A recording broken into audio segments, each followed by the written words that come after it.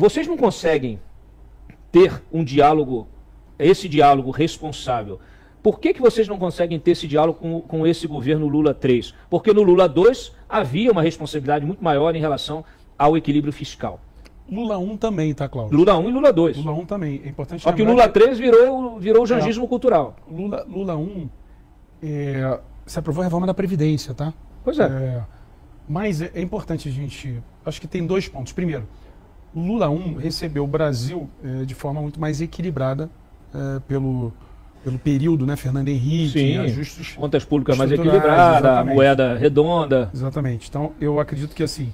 o desafio de corrigir o problema do orçamento não era um desafio tão grande quanto foi agora. Mas você tinha também um vice que era um industrial, você tinha um acordo que foi o que levou à eleição do Lula, um acordo com a indústria, com o mercado financeiro. Cartas brasileiros. A carta feita, escrita pelo Emílio Odebrecht, mas você tinha esse acordo. Sim, acordo com a realidade. Né? Sim. Hoje não, você tem ali... Aí você teve o Lula 2, que também seguiu ali as bases de uma responsabilidade fiscal, não degringolou. Aí você tinha o tripé macroeconômico que foi abandonado pela Dilma. Sim, aí a Dilma que... chutou o pau da barraca. Que você vê volume de subsídios, a interferência nos preços da economia, na inflação. Energia, setor elétrico foi um caos. As taxas TJLP. Então você teve um conjunto BNDES. grande de tentativa de anabolizar a economia por parte do gasto público e que a gente pagamos um preço muito caro depois. A economia do Brasil em 2 anos chegou a cair 7,5% do PIB. Agora, o ponto o desafio que o Lula recebeu do Bolsonaro, porque o Bolsonaro, vamos também aqui dizer o que tem que ser dito. Nós tínhamos o teto de gasto e o governo Bolsonaro quebrou ele pelo menos umas 5 vezes. Mas teve a pandemia também.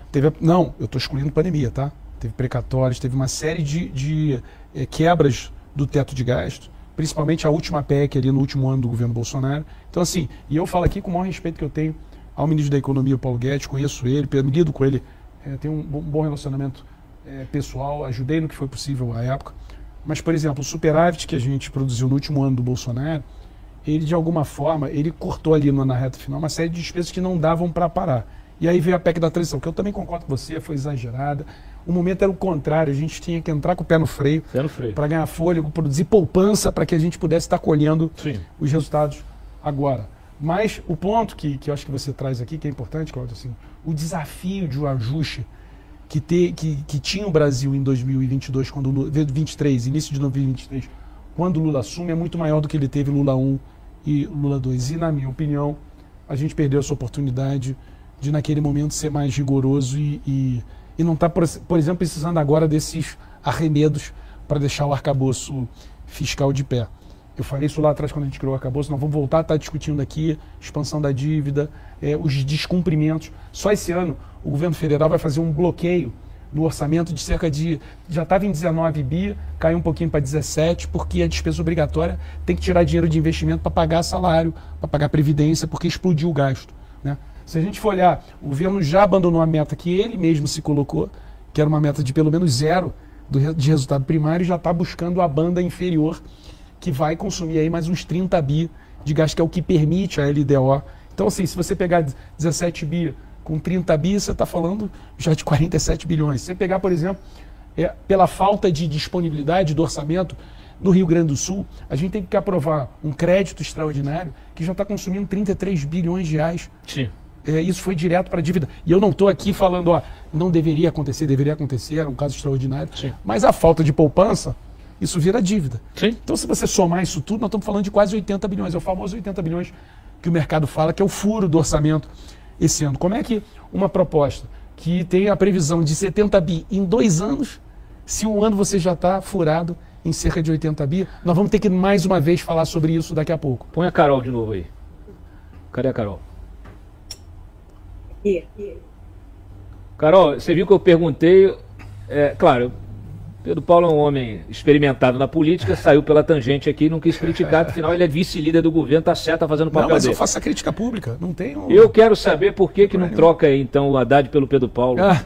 Porque você não adianta, vocês vão ficar ali sempre no Congresso tentando, eles mandam a bola quadrada para vocês tentarem arredondar, é muito difícil. Carol, fica à vontade aí para perguntar também.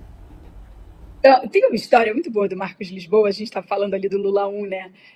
Que ele pegou, né, tem todo aquele programa que foi o programa que o Lula 1 implementou, e ele levou a época para o Serra, e o Serra falou: quem trouxe esse coxinha aqui? Essa divisão que a gente tem, extrema-direita, de esquerda e de direita, estou fazendo essa brincadeira porque, claro, né, eu sou bem mais à direita que o partido do deputado, e ele está aqui se justificando, mas eu estou vendo ótimas propostas de direita, de ajuste fiscal, de responsabilidade fiscal, e então o Marcos Lisboa, que é o ícone do liberalismo, levou isso para o Lula, e o Lula teve a inteligência de ver que aquilo ali era o que o Brasil precisava no momento e implementou, e assim começaram as reformas. Não sei se é verdade ou não, mas eu li isso no livro e achei sensacional. Acho que está sem áudio, pelo menos eu não estou ouvindo, eu posso falar. O Marcos Lisboa era o secretário de Política Econômica do Lula 1, é importante você esclarecer isso. Tem essa anedota de campanha. Mas, enfim, realmente a gente precisaria de um choque desse, de responsabilidade fiscal, de ajuste. E, enfim, pelo que eu estou vendo aqui nesse programa, seria sensacional se a gente pudesse trocar o Haddad pelo Pedro Paulo, porque acho que é exatamente isso que o mercado está esperando, e se a gente resolver brigar com o mercado, a gente sempre vai perder, né? E tem uma coisa que eu acho meio esquizofrênica, Carol, que é o seguinte: as pessoas falam, não, o mercado quer especular, né? Bom, se o mercado quer especular, se o mercado gosta rentista, se ele gosta de juros altos, por que ele está pleiteando que corte gastos para os juros abaixar, né? Assim, não faz sentido. Isso, para mim, está no campo daquela narrativa que é fácil, né? Não, falaram isso também na minha PEC, uma PEC da Faria Lima. Não, a minha PEC, a concepção intelectual dela, claro que você tem várias, as medidas que estão ali estão numa cesta de propostas que há muito tempo economistas fiscalistas como eu, pessoas que discutem orçamento ali, não tem muita coisa nova, mas quem ali escreveu foi a consultoria da Câmara, né, que eu trabalho há muito tempo, e um dos escribas da PEC é o Paulo Bijos, que era o secretário executivo de planejamento da Simone Tebet, da ministra Simone Tebet.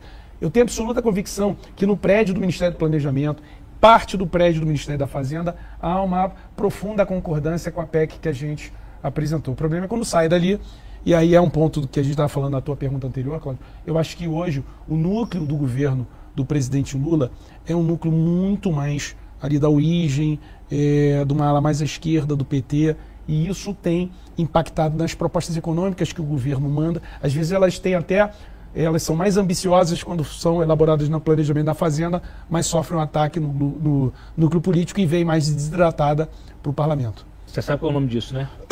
Qual? Efeito Janja. O nosso querido Guto Zacarias daqui a pouco está conectado. A nossa espectadora aqui, a Margarete, mandou uma pergunta, pediu para você, ela fez um superchat. Obrigado, Margarete. Quem quiser fazer pergunta aqui para o deputado, fique à vontade, tá? Quem está chegando agora, estou aqui com o deputado Pedro Paulo, é um dos autores da PEC alternativa que propõe um ajuste fiscal mais responsável, né, do que aquele proposto pelo governo. O fato é o seguinte: a Margarete está dizendo aqui, por favor, pede para ele explicar melhor a parte da PEC sobre seguro-desemprego e abono. Explicar em português claro, sem enrolação. Português claro, desvincula. O abono e o seguro-desemprego são gastos do orçamento público.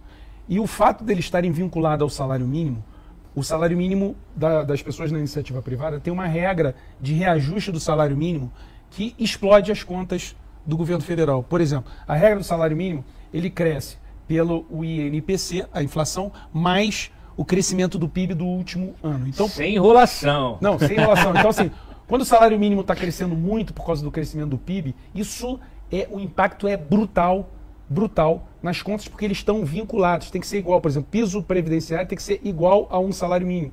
Então, quando você desvincula esses pisos, previdenciário, o BPC, o seguro-desemprego, o abono salarial, que são vinculados a um salário mínimo, eles passam a ter uma regra que é a disponibilidade do orçamento e não o crescimento do salário mínimo por conta de um crescimento grande do PIB. Por exemplo, se a gente tiver um crescimento do salário mínimo de 3,5%, 4% real, isso impacta gigantescamente as contas da Previdência. Isso amplia muito o nosso déficit. Então, por isso, a proposta de desvincular, né, para que você possa... E fala agora uma questão concreta.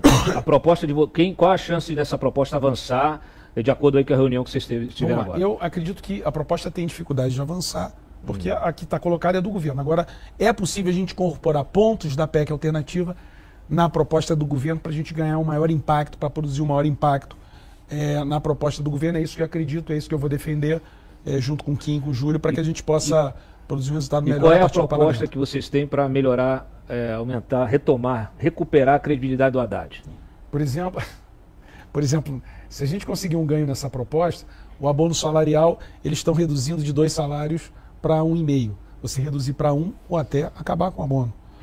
A gente conseguir desindexar o salário desses benefícios, BPC, abono, seguro, isso seria um baita ganho.